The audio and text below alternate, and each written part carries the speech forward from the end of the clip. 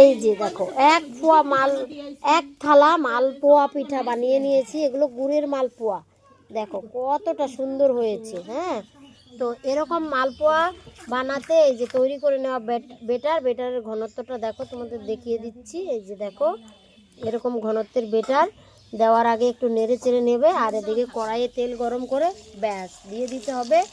দিয়ে কিছুক্ষণ অপেক্ষা করলেই দেখবে মালপোয়া পিঠাটা ফুলে উঠছে। দেখো একটুখানি অপেক্ষা করে দেখো, দেখো ফুলে উঠেছে। এবার এটাকে উল্টে দিতে হবে, আরও 2বার উল্টে একদম লাল লাল করে ভেজে নিলেই হয়ে যাবে মালপোয়া পিঠা।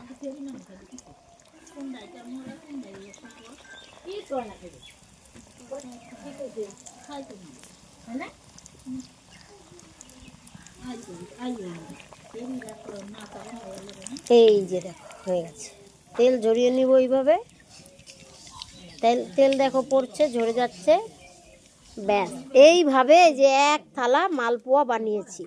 রেসিপিটা আমার ইউটিউব চ্যানেল দিদির রান্নাঘরে দেওয়া আছে, তোমরাও দেখে নিয়ে বানিয়ে খেও, খেতে সেই টেস্টি।